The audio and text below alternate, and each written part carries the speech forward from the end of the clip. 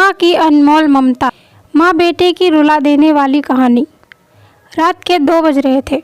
Phone की ring बजती है। 26 साल का आनंद नींद से जाग बड़ा खुश होकर फ़ोन को रिसीव करता है। खुश इसलिए होता है क्योंकि उसकी नई नई गर्लफ्रेंड बिना टाइम देखे कभी भी उसको फ़ोन कर देती है।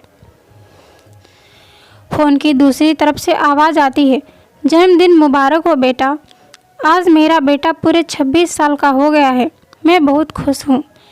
माँ की आवाज़ सुनते ही आनंद के चेहरे के एक्सप्रेशन बदल जाते हैं। वो गुस्से में बोलता है, माँ तुझे समझ नहीं आता क्या? इतनी सी बात के लिए मेरी नींद खराब कर दी। यह बात तो मुझे सुबह भी बोल सकती थी। इतना कहकर वह फ़ोन काट देता है। थोड़ी देर बाद फिर से फ़ोन की रिंग बजती है। आनंद फिर से फ़ोन उठाता है और इस बार फ़ोन पर पापा होते हैं। आनंद इस पर आराम से बात करता है। थैंक यू पापा, आपने मुझे बर्थडे विश करने के लिए फ़ोन किया, वो भी इतनी रात को। पापा कहते हैं, नहीं बेटा, मैंने तुम्हें मुबारकबाद देने के लिए नहीं बल्कि ये बताने के लिए फ़ोन किया है कि तुम्हारी माँ बिल्कुल पागल है। वो इतनी पागल है कि पिछले 1 महीने से मुझे हर दिन तेरा बर्थडे याद दिलाते आ रही है।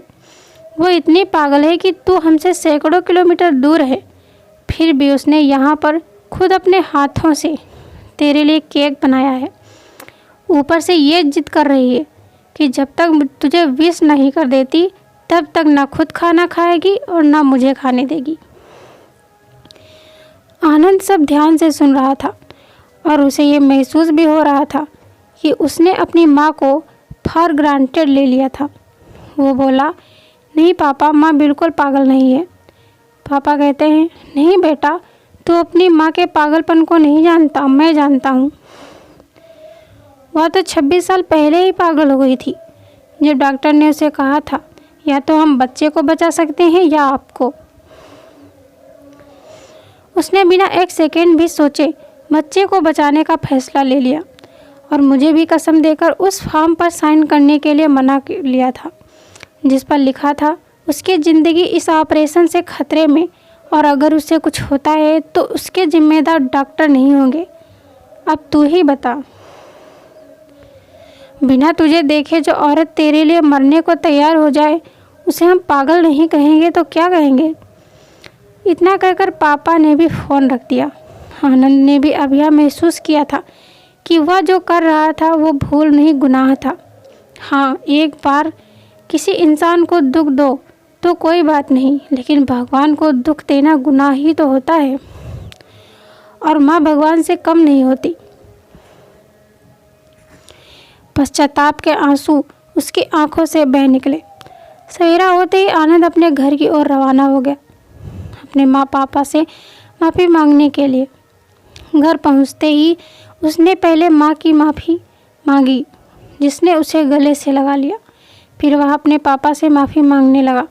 पापा ने कहा, कोई बात नहीं बेटा, जा, तू वापस चला जा।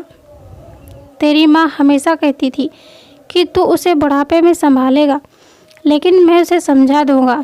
जैसे आज तक मैं उसे संभालते आया हूँ, वैसे ही आगे भी मैं उसका ख्याल रखूँगा। उसे भी यह समझ लेना चाहिए कि जो बेटा उसके एक फ़ोन करने से परेशान हो जाए, वह उसे उम्र भर क्या संभालेगा। बाप की ऐसी कड़वे बातें सुन आनंद की आंखें बहने लगी।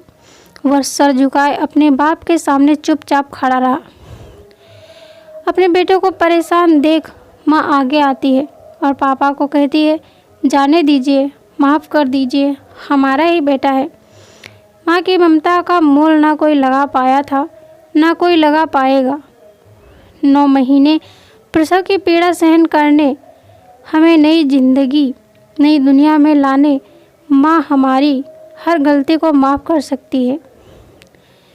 तो दोस्तों, यह थी हमारी आज की कहानी।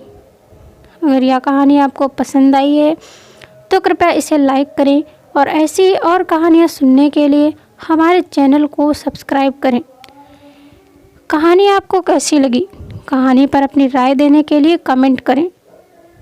धन्यवाद दोस्तों। Thanks for watching this video.